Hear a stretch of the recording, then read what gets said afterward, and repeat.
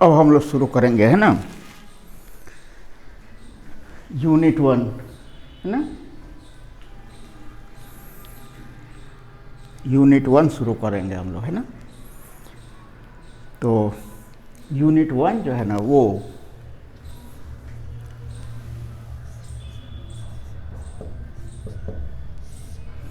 ये unit first है ना, 4 चैप्टर में बटा हुआ है ना। द लिविंग वर्ल्ड,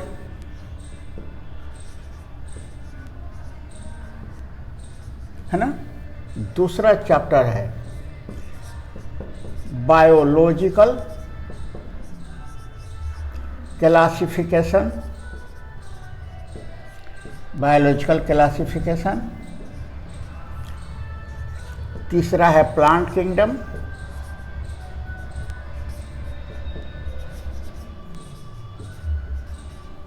और चौथा है एनिमल किंगडम।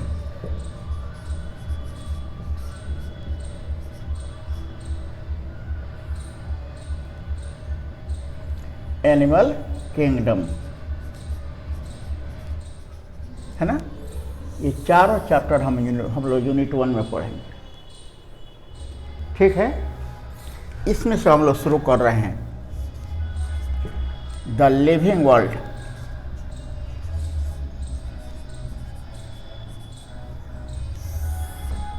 ठीक है ना। तो हम लोग सबसे पहले देखें इसमें ना कि व्हाट इज इंडीड, वास्तव में लाइफ। देखें हम लोग सही में लाइफ क्या होता है ना। तो इट इज, लाइफ क्या है? It is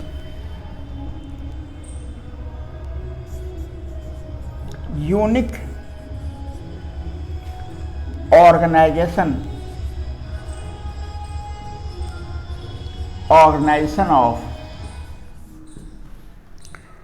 biomolecules,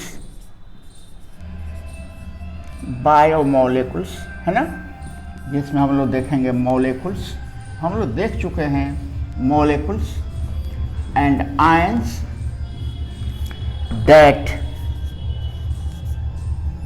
forms cell, है ना। ऐसे बायोमोलिकुल्स को एक जगह इकट्ठा कर दिया जाए, जमा कर दिया जाए, तो उससे सेल का निर्माण नहीं होता है। इसलिए ये विशेष तरह का यूनिक ऑर्गेनाइजेशन है ना।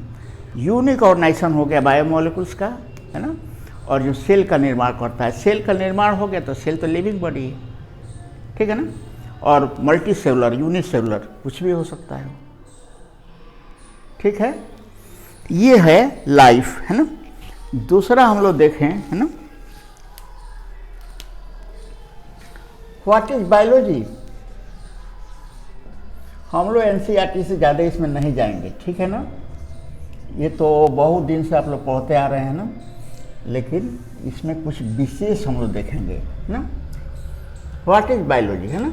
तो बायो का मतलब समझते हैं लिविंग बॉडी, और लोगस मतलब स्टडी, है ना। तो स्टडी ऑफ लिविंग बॉडी या लिविंग बीइंग्स, है ना। लेकिन एनसीईआरटी को हो रहा है ना, ये बायोलॉजी,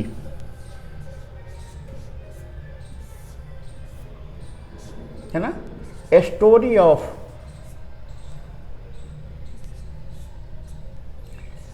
लिविंग बीइंग्स या ऑर्गेनिज्म्स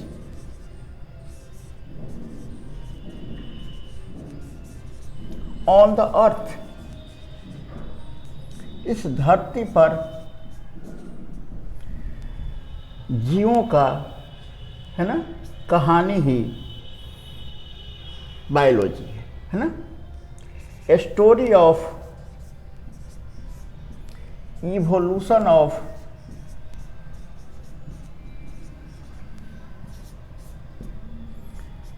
ऑर्गेनिज्म्स या living beings on the earth, इस धरती पर जीवों का इवोल्यूशन ही बायोलॉजी है। ठीक है ना। अब एक और चीज, ऑर्गेनिज्म है ना, चाहे वो पास्ट का हो जो अभी नहीं है, या प्रेजेंट में जो जीव हैं, या जो फ्यूचर में आने वाले जीव हैं, है ना, सभी shares common material,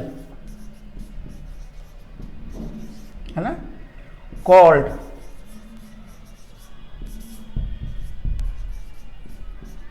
genetic material. Genetic material में क्या क्या आएगा? डीएनए और आरएनए। वो जीव में आरएनए भी जेनेटिक मटेरियल होता है। ठीक है ना। तो इस तरह जो है ना, चाहे वो बैक्टीरिया हो, प्रोकैरियोट हो, यूकैरियोट हो, यूनिसेलुलर, मल्टीसेलुलर, कुछ भी हो, सब में एक कॉमन चीज क्या होता है? वो है जेनेटिक मटेरियल। ठीक है ना। ये रहा कुछ इंट्रोडक्शन इसका, है ना। अब हम लोग इसमें देखेंगे कैरेक्टरिस्टिक्स, कैरेक्टर, वो विशेष कैरेक्टर को कैरेक्टरिस्टिक कहेंगे, कैरेक्टरिस्टिक्स ऑफ लिविंग बीइंग्स।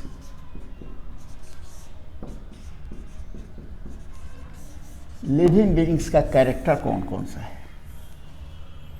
ठीक है ना। तो इस पर हटेगा ही नहीं। ठीक है। तो ऐसा कीजिए कि आप लोग इसका स्क्रीनशॉट ले लीजिए या वीडियो को पॉज करके लिख लीजिएगा, है ना। और अब हम इसको मिटाएंगे तभी होगा, इधर चूँकि ज़्यादा हो जाएगा, है ना। तो चलिए इसको आप लोग देख लीजिएगा, है ना। अब हम फिर इसको मिटा रहे हैं, है ना। और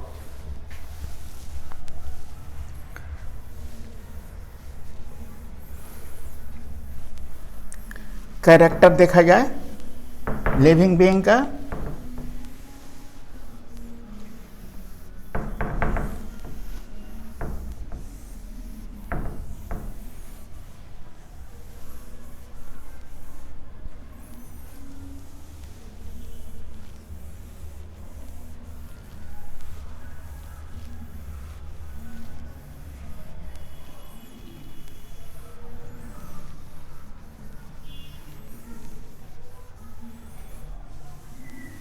ठीक है। इस चैप्टर को एनसीईआरटी से पढ़ लीजिएगा पूरा। इसको जो है ना, वो तो टेक्स्ट है, इसको हम बहुत तरह से, है ना, कई तरह से इसको टुकड़ा टुकड़ा में बांट दिए हैं कि आप लोग पढ़िएगा तो आसानी से समझ में आ जाए, है ना। अब पहला है इसका, है ना, कैरेक्टरिस्टिक देखा जाए।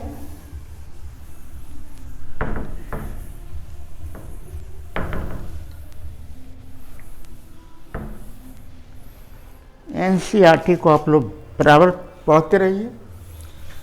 वो जो है ना, उसका एक एक वर्ड जो है ना, सेंटेंस की बात छोड़िए, वो भी इम्पोर्टेंट है ना।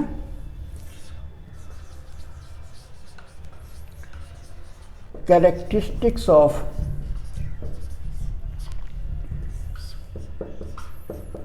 लिविंग बीइंग्स, है ना। पहले ये जान लीजिए कि कैरेक्टर जो है ना, उसका एक पैरामीटर है ना। कैरेक्टर्स दो तरह के यहाँ हम लोग देखेंगे, है ना। एक हो जाएगा डिफाइनिंग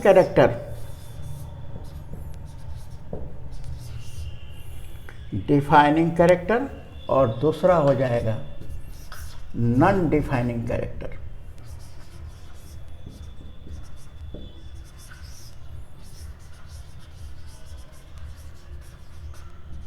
ठीक है ना। कैरेक्टर्स ये क्या है? डिफाइनिंग, नॉन डिफाइनिंग, है ना। डिफाइनिंग वो कैरेक्टर है दैट हैज नो एक्सेप्शन जिसका कोई एक्सेप्शन नहीं हो, है ना, डैट हैज एक्सेप्शंस,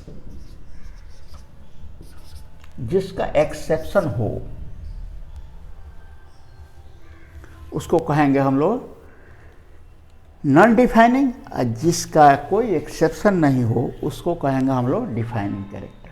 ये स्टैंडर्ड कैरेक्टर हो गया, है ना, ये नॉन स्टैंडर्ड कैरेक्टर, ठीक है ना। अब ये कैरेक्टर्स कौन कौन से हैं जरा देखा जाए, है ना। तो ये हो गया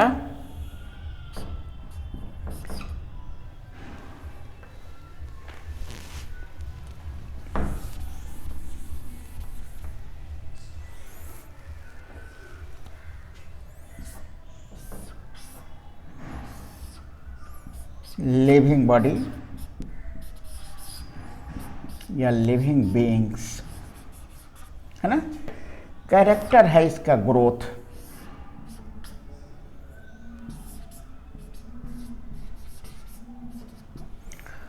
दूसरा कैरेक्टर हम लोग देख सकते हैं यहां पर रिप्रोडक्शन,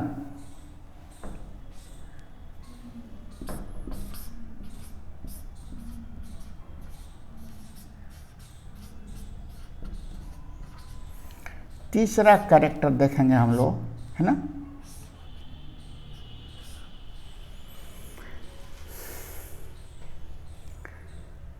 तीसरा कैरेक्टर देखें हम लोग, है ना,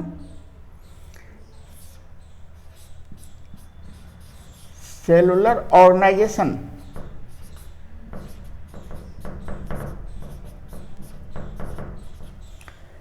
चौथा कैरेक्टर देखें हम लोग, है ना,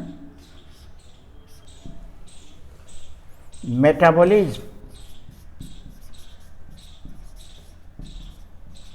है ना, और पांचवा कैरेक्टर हम लोग देखें, है ना, कॉन्शियसनेस, ठीक है ना। इसमें से ये अभी बता दें आप लोगों को, है ना, ये ग्रोथ और reproduction non defining,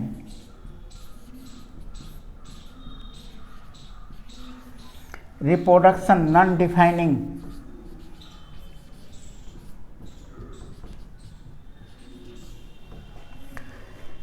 cellular organisation defining, metabolism defining,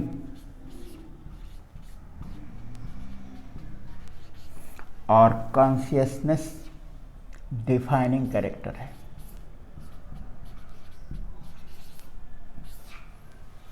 ठीक है ना। अब इसमें से एक हम लोग ग्रोथ को पहले लें, ग्रोथ, है ना, इरिवर्सिबल, जो रिवर्स नहीं हो, उल्टा नहीं हो, है ना, इंक्रीज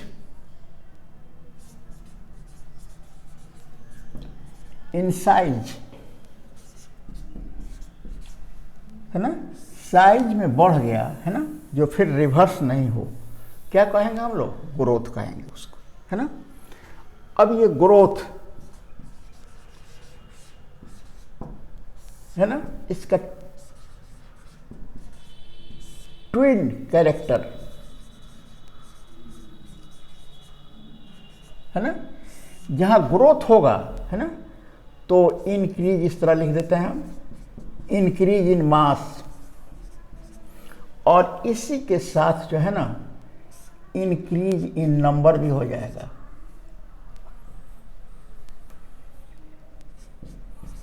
इंक्रीज इन नंबर, ये ग्रोथ का ट्विन कैरेक्टर कहलाता है। इंक्रीज इन मास, मान लो एक सेल है, प्रोटोप्लाज्म का सिंथेसिस हो रहा है उसमें, तो उसका मास बढ़ जाएगा, जब मास बढ़ेगा डिवाइड भी कर जाएगा वो, ठीक है ना। तो increase in mass, increase in number, इसका ट्विन कैरेक्टर कहलाता है, ठीक है ना। अब ये जो कैरेक्टर है ना, उसमें देखो यूनिसेलुलर और मल्टीसेलुलर।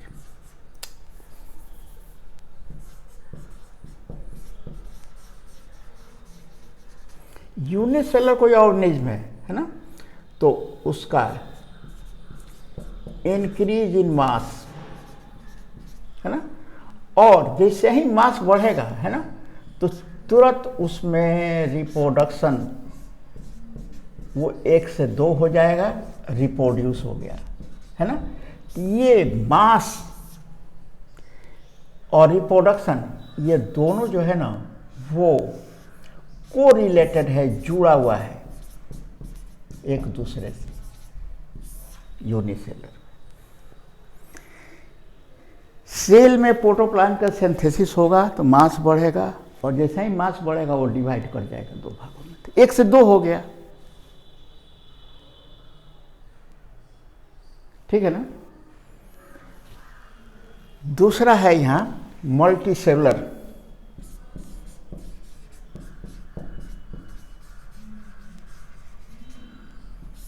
है ना। मल्टीसेलुलर में है ना इंक्रीज इन मास, जब मास बढ़ेगा तब, प्लस इंक्रीज इन नंबर,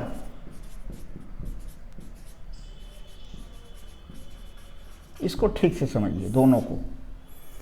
यहां भी तो नंबर बढ़ रहा है, लेकिन ये रिप्रोडक्शन वाला नंबर है, रिप्रोड्यूसर का 2 हुआ, और यहां हम लोगों में अपना अगर ये मास बढ़ता है तो सेल डिवाइड करके 2 हो जाएगा, हम लोग डिवाइड करके थोड़े 2 हो जाएंगे, ठीक है ना। वो सेल 2 हो जाएगा, फिर उसका मास बढ़ेगा, फिर 4 हो जाएगा, फिर मास बढ़ेगा 8 हो जाएगा, तो बॉडी का ग्रोथ होगा उससे, ठीक है ना। तो इसमें increase in mass plus increase in number दोनों होता है, ठीक है ना। तो ये कुछ बात हुआ है ना। अब कुछ बात रह गई है हम लोगों की, है ना, इसको भी आप लोग, अभी इसमें कुछ बाकी है ना। तो अब क्या करें, इसको फिर मिटाना पड़ेगा हमको, है ना। तो आप लोग इसको फिर स्क्रीनशॉट ले लीजिए, या आप लोग इसका पॉज करके वीडियो को उतार लीजिएगा, है ना। हम फिर मिटाएंगे, अभी ग्रोथ कंप्लीट नहीं हुआ है, ग्रोथ थोड़ा बड़ा है ना। अब एक और चीज देखा जाए, है ना, growth in plants and growth in animals.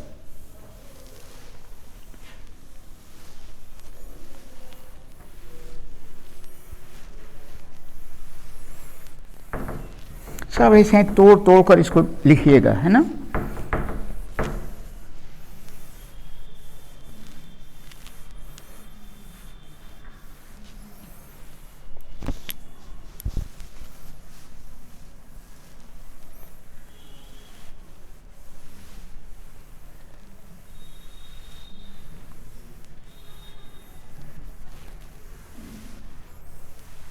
Growth in plants and growth in numbers, growth in animals.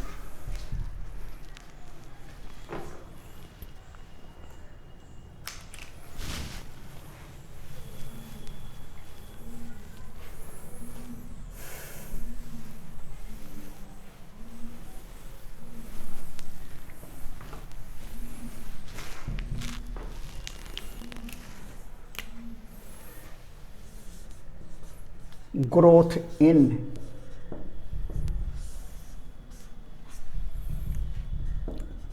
plants,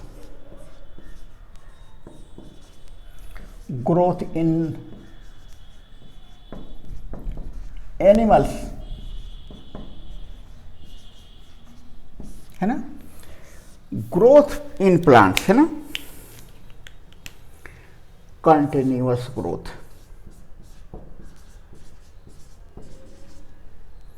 इसमें ग्रोथ जो है ना लगातार होता है ना, ड्यू टू मेरिस्टेम, इसमें डिवाइडिंग टिश्यू होता है, और इसके कारण ये लगातार डिवाइड करता रहता है। इसको हम लोग कहते हैं, है ना, डिटरमिनेट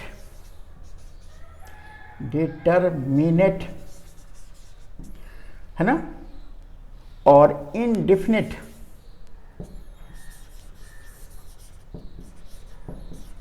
ग्रोथ,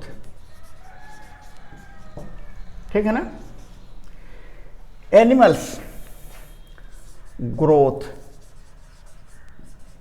सीज कर जाता है आफ्टर सम टाइम, कुछ समय के बाद इसमें ग्रोथ सीज कर जाएगा, है ना। हाउएवर, जबकि हाउएवर, है ना, जबकि सम सेल्स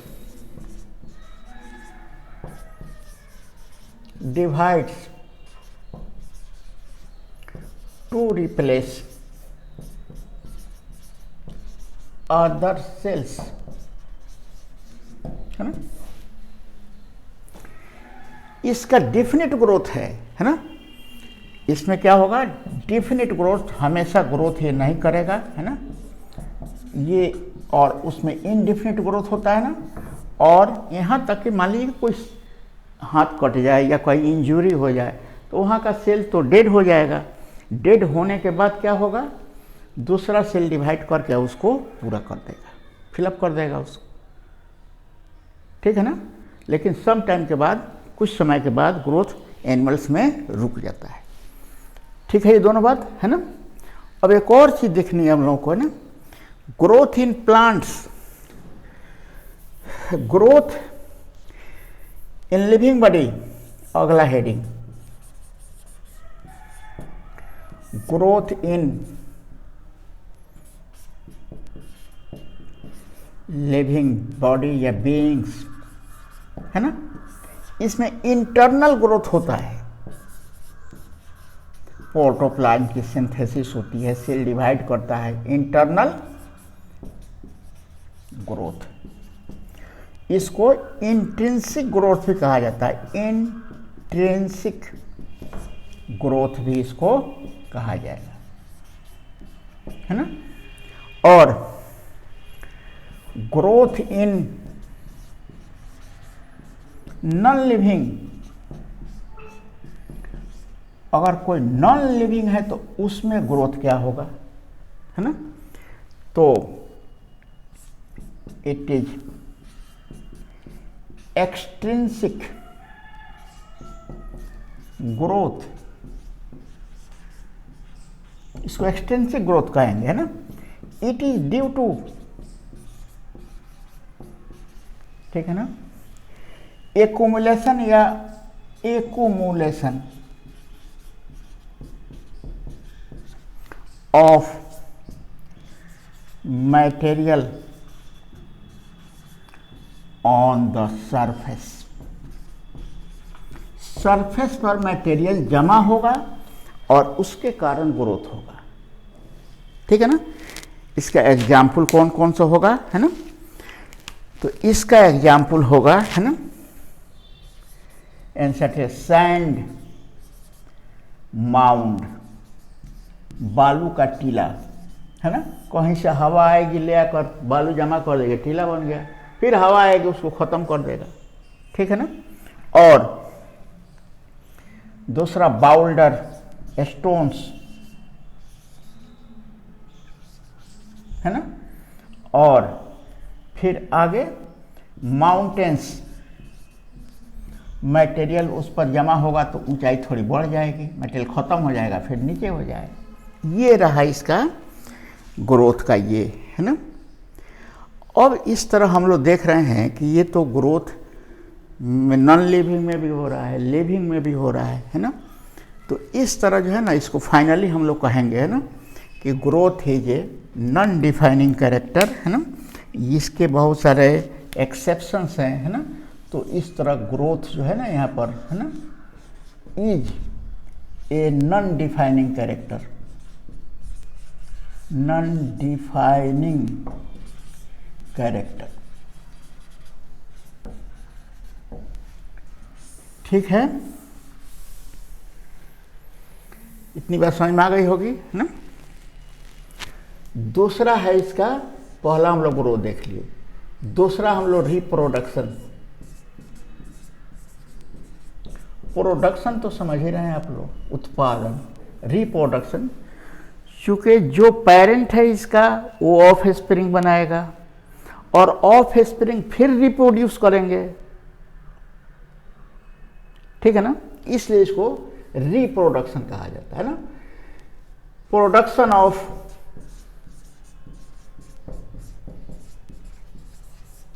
ऑफ स्प्रिंग्स, संतान, ठीक है ना। इसका एग्जाम्पल हम लोग देखें, एनसीईआरटी जो लिखा है बस उतना ही, ठीक है ना। फंजाई बाई स्पोर्स, स्पोर्स द्वारा रिप्रोड्यूस करते हैं, ठीक है ना। दूसरा है इसका प्लानेरिया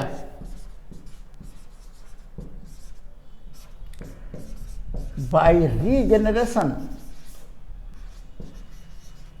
रीजेनरेशन द्वारा रिप्रोड्यूस होगा, है ना। वो कितना हो छोटा छोटा टुकड़ा उसका काट दीजिए, है ना। वो फिर हम लोग एनिमल किंगडम पढ़ेंगे तो मिलेगा ये, है ना। वो फिर डिवाइड कर जाएगा, है ना, फिर वो डिवाइड करके जनरेट करके कंप्लीट बॉडी बना देगा, है ना। और तीसरा है हाइड्रा, है ना। और हाइड्रा हो गया, है ना। और एक और कौन जीव है ये जो है ना, बाय बडिंग,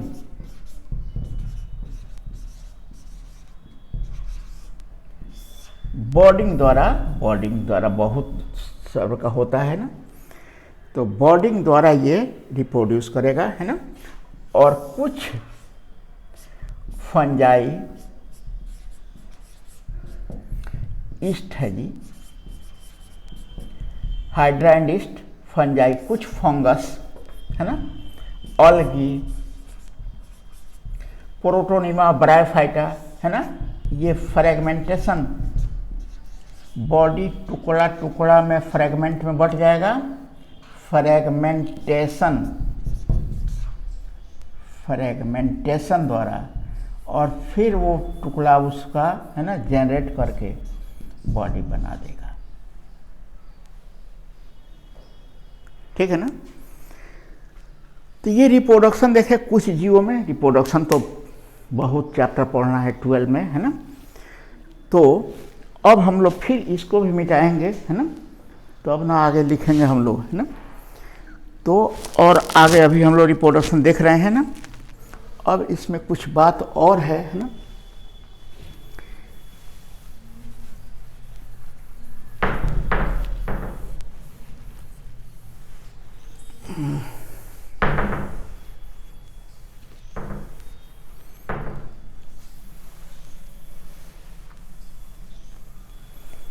अब कुछ बात जो हम लोग को देखनी है ना, वो ये है कि कुछ जीव तो रिप्रोडक्शन करते ही नहीं हैं जी, तो क्या वो जीव नहीं हैं, है ना। तो इस तरह इसका एक्सेप्शन हो जाएगा वो, है ना, कि some organisms do not reproduce,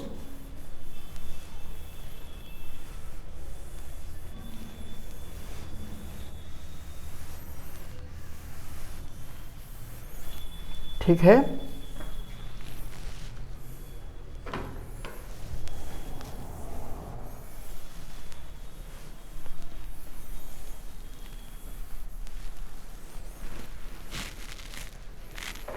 exception वाली बात देखो अब, some organisms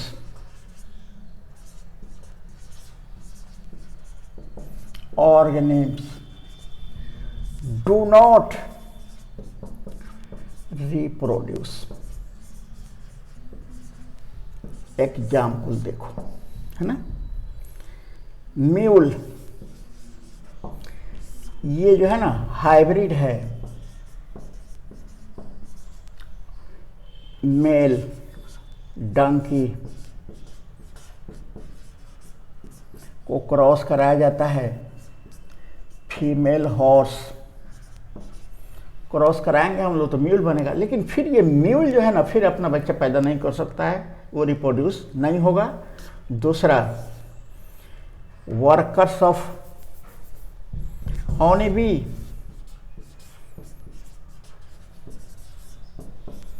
हॉनी बी में 3 तरह के बी होते हैं, queen, drones and workers. Workers ही ज़्यादा पाए जाते हैं, क्वीन तो अकेले रहती है ना, वर्कर्स 200 से 300 रहता है, बाकी सब 200 से 300 ड्रोन रहता है, वर्कर्स सब रेस्ट वही है सब, है ना। लेकिन ये स्टेराइल है,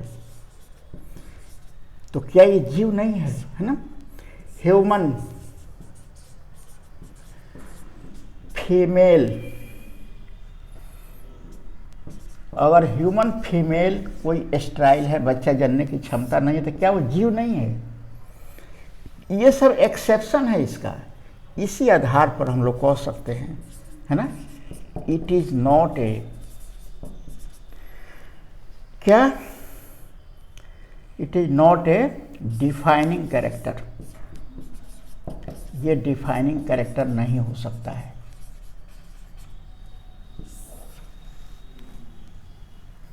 दूसरा भी हम लोग देख लिए, है ना।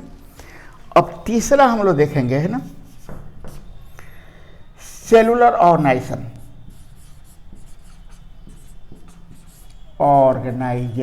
ऑर्गेनाइजेशन, ठीक है ना। लेस देन ए सेल, है ना, can not be living body. अगर कोई पदार्थ है जिसका एक सेल से कम स्ट्रक्चर है तो लिविंग बॉडी नहीं हो सकता है। सेल लेस देन ऑर्गेनिज्म ना जी, organism less than A cell.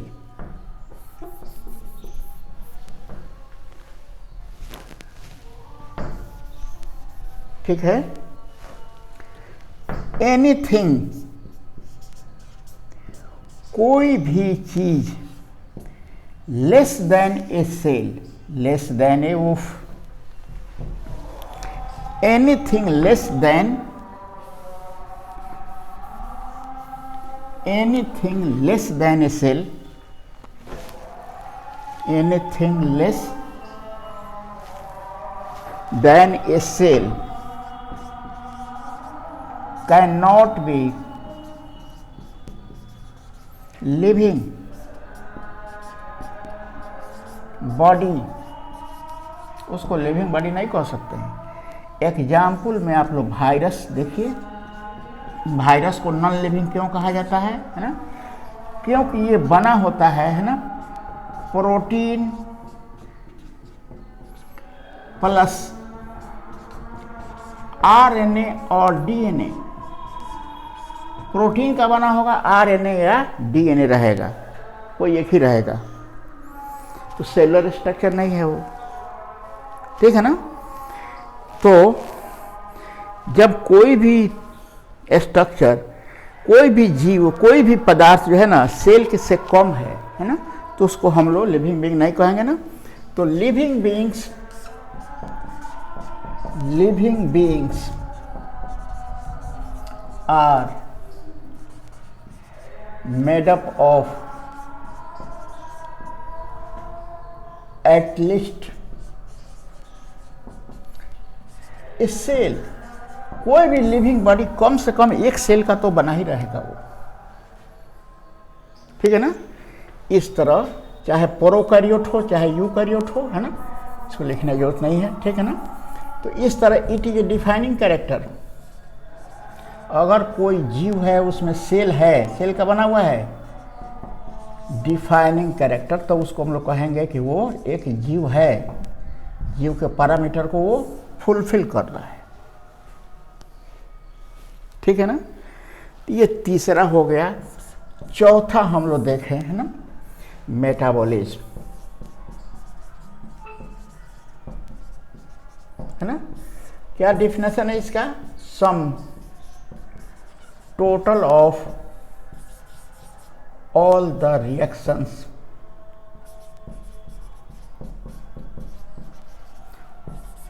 Of a cell. एक सेल में हजारों रिएक्शन एट ए टाइम चलता रहता है, पूरा टोटल रिएक्शन को हम लोग क्या कहेंगे? मेटाबॉलिज्म। ठीक है ना। तो अगर कोई जीव है तो उसे मेटाबॉलिज्म तो होता ही है, कोई प्रॉब्लम नहीं है। ठीक है ना। तो इसको भी दो भागों में बांटिए तो, है ना। एक भाग में हम लोग बांट रहे हैं ना मेटाबॉलिज्म इन द सेल। अरे मेटाबॉलिज्म होगा तो कुछ बनेगा जिसको हम लोग क्या कहेंगे? कुछ सिंथेसिस होगी तो उसको हम लोग कहेंगे एनाबॉलिज्म, कुछ टूटेगा तो कहेंगे कैटाबॉलिज्म, और दोनों को कलेक्टिवली हम लोग क्या कहते हैं? मेटाबॉलिज्म कहते हैं। ठीक है। बायोमॉलिक्यूल्स में सब पढ़े हैं आप लोग, है ना। तो ये मेटाबॉलिज्म है ना। तो metabolism inside cell, inside cell के अंदर है तो मेटाबॉलिज्म है, और मेटाबॉलिज्म आउटसाइड सेल, एनसीईआरटी एक थोड़ी सी बात कह दी है इसमें, आउटसाइड द सेल, है ना। अगर मेटाबॉलिक रिएक्शन हम लोग सेल के बाहर कहीं कर रहे हैं तो उसको क्या कहेंगे हम लोग? अगर मेटाबॉलिक रिएक्शन हम लोग एक लेबोरेटरी में करा रहे हैं, टेस्ट ट्यूब में या बीकर में रख के, तब क्या कहेंगे हम लोग, है ना। तो मेटाबॉलिक ये आउटसाइड द सेल, है ना। The reaction is metabolic reaction. Reaction तो मेटाबॉलिक है, मेटाबॉलिक रिएक्शन, है ना। बट दिस थिंग, इस प्रकार के चीज को, this thing is not a, है ना। The reaction is metabolic reaction but this thing is not a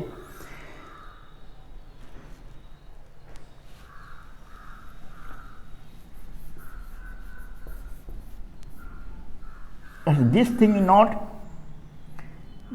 but this is not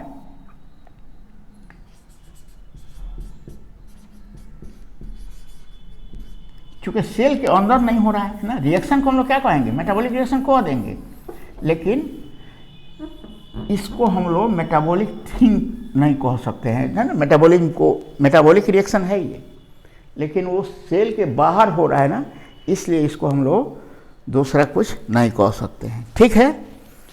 अब एक लास्ट है इसका, है ना। मेटाबॉलिज्म भी खत्म हो गया। अब है पांचवा है ना, अवेयरनेस ऑफ सराउंडिंग, कॉन्शियसनेस, है ना। अवेयरनेस, जानकारी, ऑफ सराउंडिंग, है ना। वातावरण की जानकारी रखना, है ना। इसको हम लोग कहेंगे सेंस ऑफ सराउंडिंग, है ना। तो प्रोकैरियोट हो और यूकैरियोट, किसी तरह का कोई जीव हो, हैव सेंस ऑफ सराउंडिंग,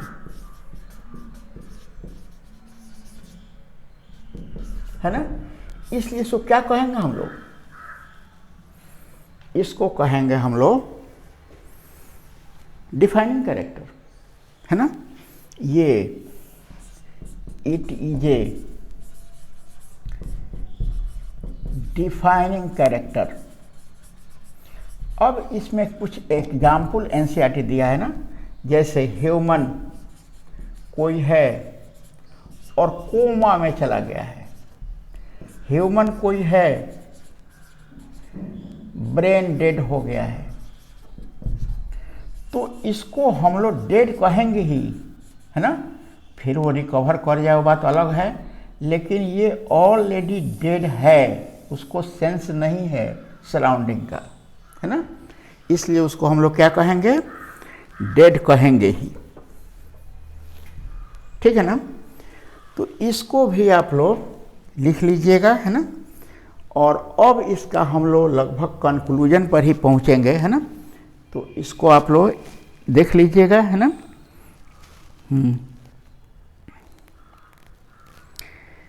और अब हम लोग पढ़ेंगे, है ना, इसका लास्ट है अब, है ना। और उसको हम लोग देखेंगे, है ना। इसको कर लीजिए आप लोग, है ना।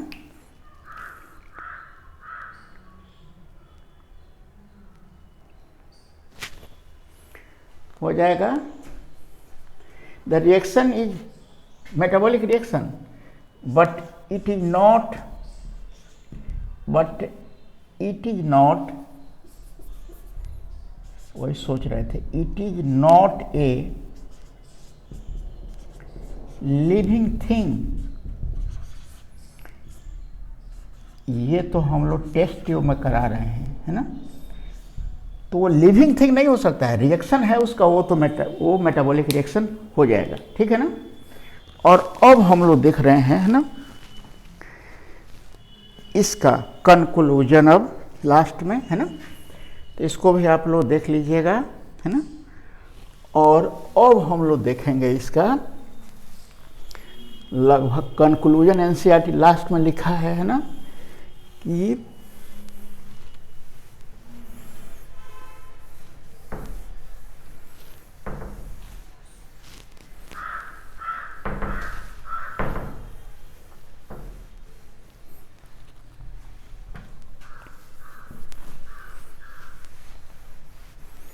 चलिए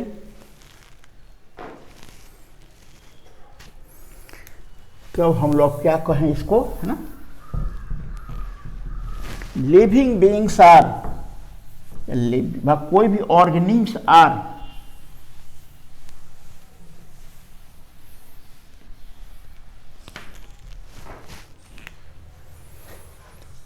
organisms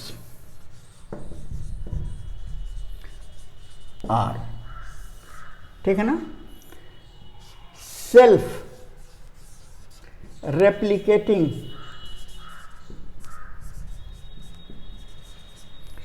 रेप्लिकेट माने वो डबल हो जाना, है ना। डुप्लीकेटिंग भी कह सकते हैं हम लोग, है ना। सेल्फ रेगुलेटिंग, उसको अपना रेगुलेट करता रहता है, अपना मेटाबॉलिज्म सब कुछ, है ना। सेल्फ रिप्रोड्यूसिंग,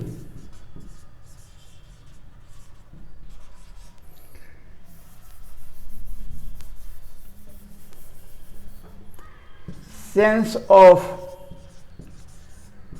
सराउंडिंग, ये तो उसी में आ जाएगा, capable of sense of surrounding, है ना। और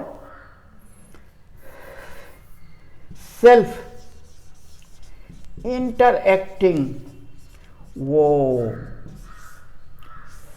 वातावरण से, है ना, इंटरएक्ट होता रहेगा, उसको आप वो खुद अपना सब कुछ वो देखता रहता है। वो सेल्फ रेप्लिकेटिंग है या डुप्लीकेटिंग है, सेल्फ रेगुलेटिंग है ना, अपना रेगुलेशन करता रहता है। सेंस ऑफ सराउंडिंग रखा हुआ है वो ना, और सेल्फ इंटरएक्टिंग है वो, ठीक है ना। तो इस तरह हम लोग इसको तो देख लिए हम लोग, एक पार्ट इसका, एक टॉपिक है ये है।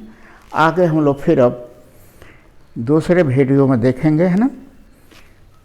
तो अब इतना को आप लोग ठीक से एनसीईआरटी को ठीक से पढ़िएगा, सारा मैटर उसी का है ना। सिर्फ हम इसको टुकड़ा टुकड़ा में किए हैं, उसको अलग अलग थोड़ा किए हैं कि तुम लोगों को पढ़ने में कोई प्रॉब्लम नहीं हो, ठीक है। तो फिर हम लोग मिलेंगे अब अगला वीडियो में, ठीक है। अच्छा।